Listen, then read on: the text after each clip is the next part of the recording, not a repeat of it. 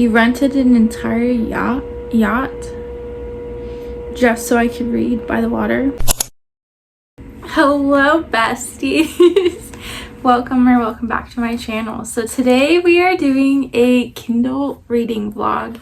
I keep on starting books on my Kindle, but I do not finish them. I literally don't know why. But yeah, we're gonna tackle them because I have so many books that I started. I think realistically right now it's like 5 or 6. I don't know if we're gonna get to all of them. We shall see, but we are starting off with King of Wrath. I started this originally on Audible. Loved it so much that I ended up buying the Kindle version just so I can highlight my favorite quotes or whatever. I think that's my main reason I don't really listen to Audible as much, just because I just want to like highlight my favorite parts, and I think that's usually why I use Audible to reread books. So yeah, but I'm 50% in, absolutely loving it. I am reading and listening to it at the same time. I love the narrators. It's a duet. He's got an accent. I also loved it so much that I ordered the entire series off of Target because they were having a buy one get one 50% off sale. But yeah, I'm loving it. I'm loving Dante, and yeah, let's get started.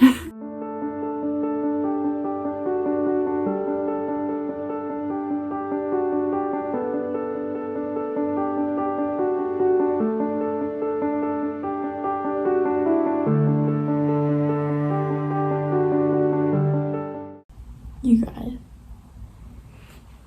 he just said, "You can't see the stars in New York, so I brought the stars to you." This just proves if they wanted to, they would.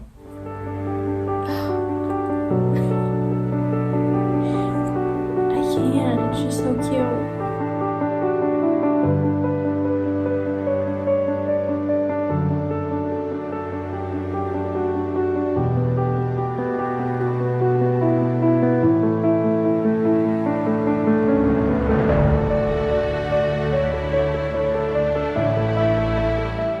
I literally could not imagine wearing a $130,000 dress. My anxiety could never. I would be too scared to mess it up or like just get like a stain on it. I could never. I just could never.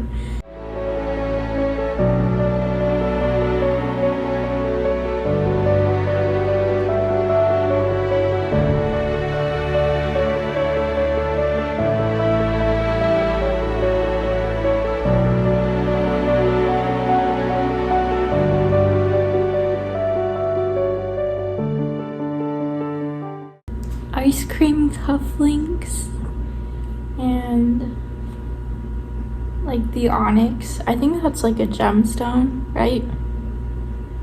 Is the soy sauce. If you know, you know. It's so sweet.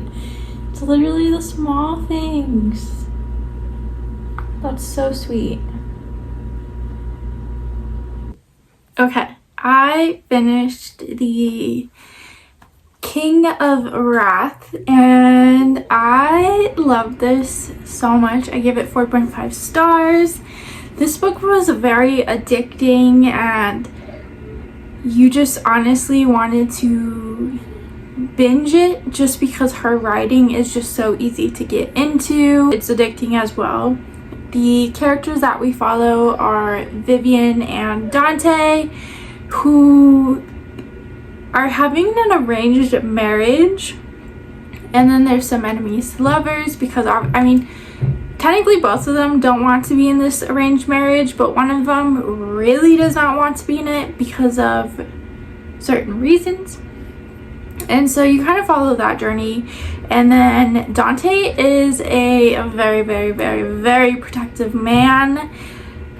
He is Italian, So I also recommend the audiobook just because both narrators did such a good job. It is dual point of view, and they do have dual narrators. Is that a thing? Like two separate people narrating. I highly recommend the audiobook. I highly recommend this book as well. I'm very happy that I did order the series just so I can really continue it. I do have the Twisted series, so now that I have actually read a Anna Huang, I don't know, one of her books, I definitely am really going to pick up the Twisted series after I finish the series, just because I already know that I like her writing style, her characters. So yeah, I'm very excited about that. And that means we get to go on to book 2, which is, let me get to it. It is a romance book that I have been seeing going around, and I'm very happy to continue it. I am only 14% into that book though, and I'm really enjoying it, honestly. And it is only for the week by Natasha Bishop. So this is basically our female main character goes to her sister's wedding, which she's marrying our female main character's ex-boyfriend. And I'm assuming this is only like the time frame of this book is only that like wedding week, I'm assuming. And so she, as of right now, nothing has really happened, but I'm going to assume that she hooks up with one of the guy, like some guy at the wedding, and that kind of starts their romance. So I will update you guys at 50%, and yeah, we'll see how that goes.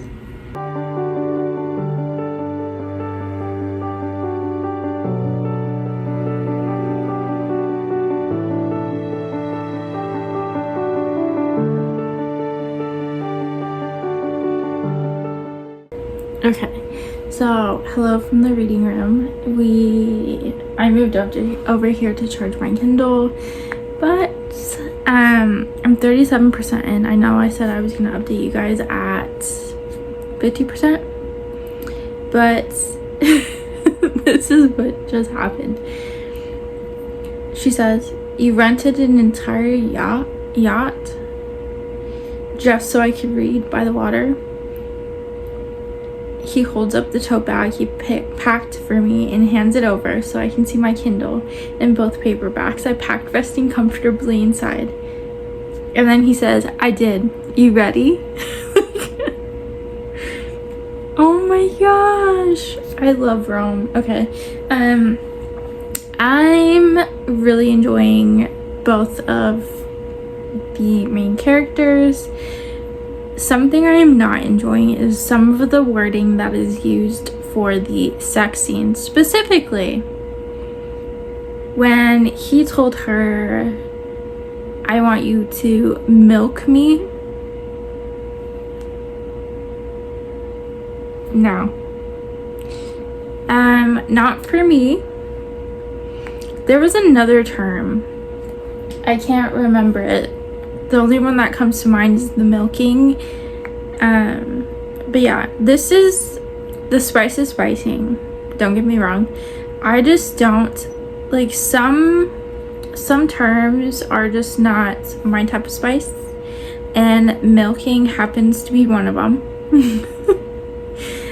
So basically they are trying to be friends with benefits for the week of the wedding. And I feel like obviously they're gonna be more than that.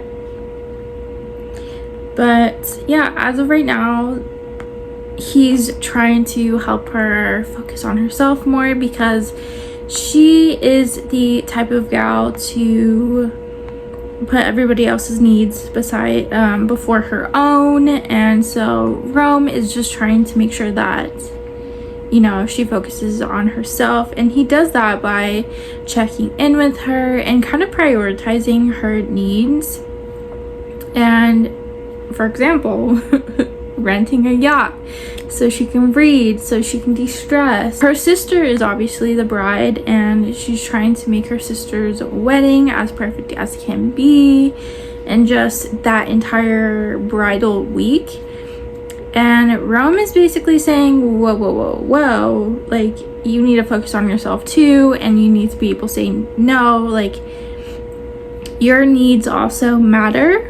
And so yeah, that also happens to come with a side of spice.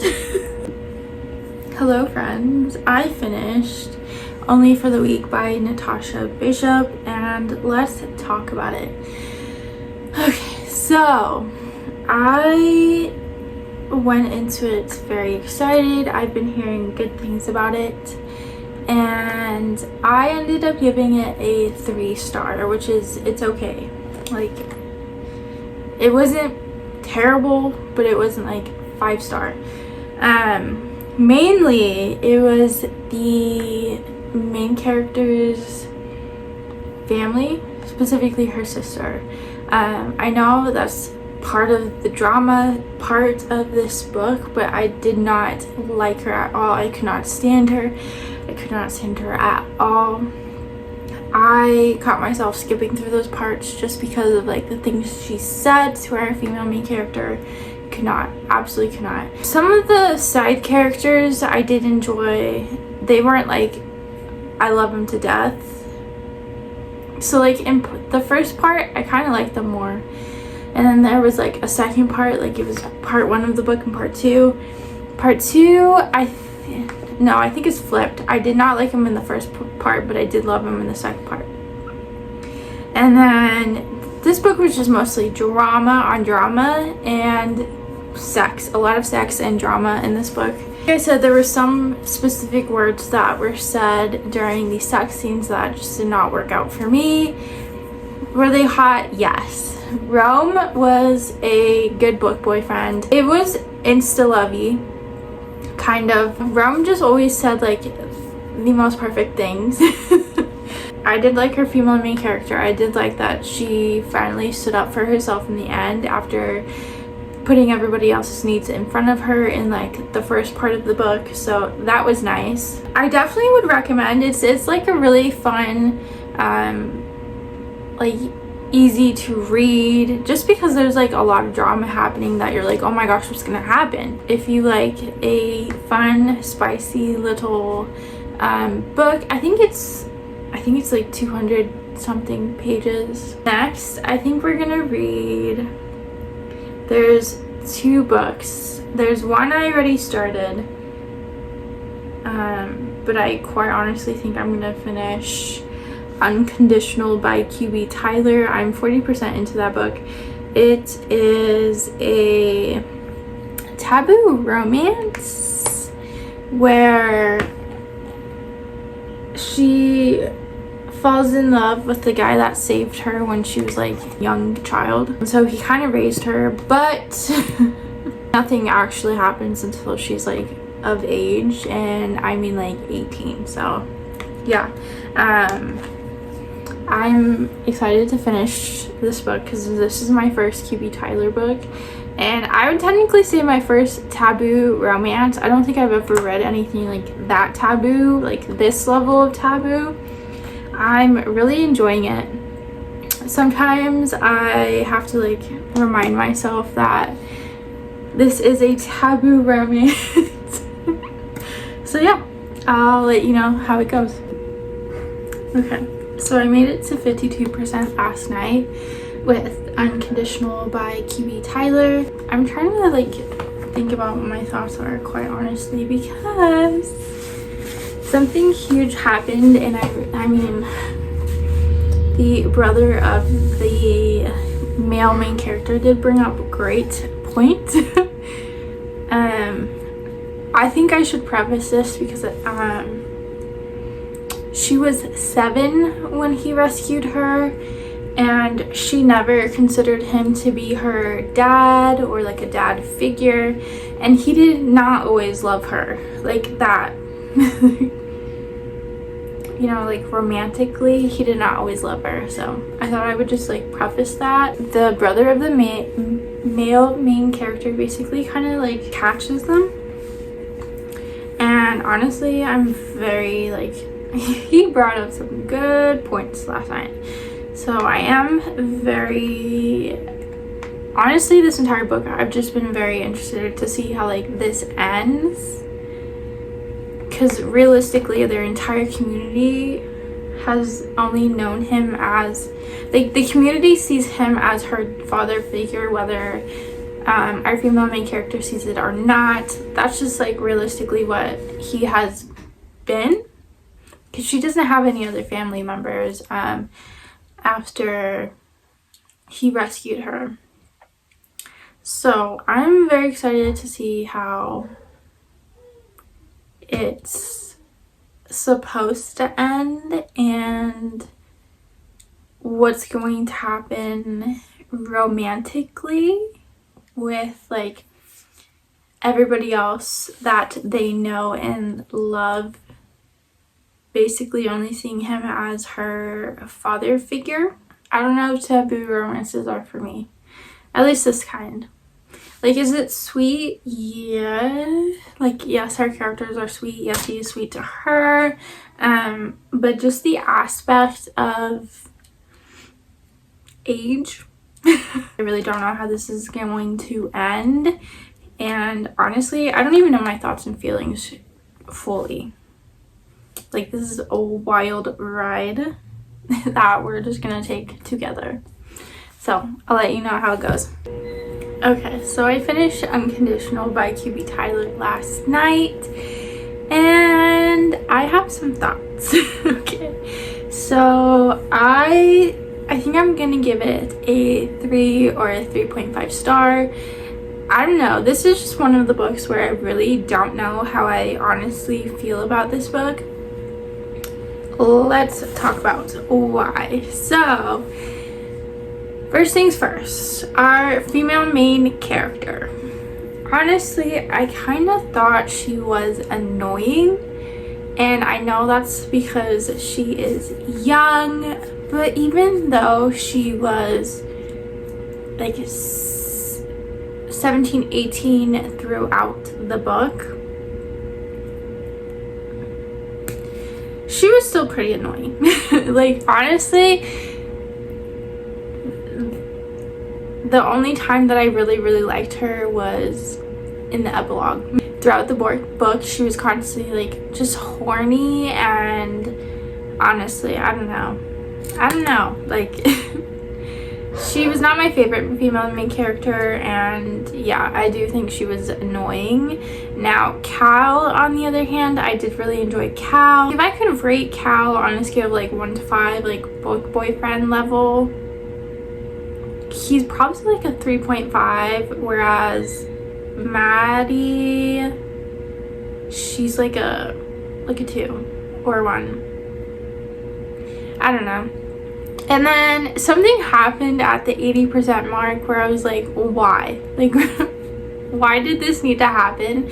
Like, this literally came out of nowhere. I kind of enjoyed it because it was like a he gets to rescue her type of moment, and those are my favorite in books. But I feel like in this book it didn't really honestly make that much sense. I am definitely going to read more of QB Tyler's books because I did like her writing. I just don't think this was the book for me. I do think that this is a perfect book to get into like the taboo romance world. If Maddie acted differently, I would have definitely rated this a lot higher than what I actually did. Practically the entire time she was just horny. Like, that is mostly what we got to hear from her whenever it showed her point of view, is just like her being horny and overprotective of a man that's not even hers. So I'm just like, what? I think we're gonna stop here because I have a lot of books that I need to finish on my TBR this month. I'm definitely gonna do more of these videos because I actually got a lot of Kindle reading done and books that I already started finished. Let me know what your favorite books on your Kindle are, or let me know what your favorite genre of books are, or if it comes to romance, your specific like type of romance, like taboo, dark, fluffy, sweet, I don't know. And yeah, I love and appreciate you guys, and thank you for watching. If you like this video, please like, and if you want to subscribe to my channel, because all we do is talk about books and unbox book boxes, yeah, and do fun little reading vlogs like this. And I will see you guys next time. Bye.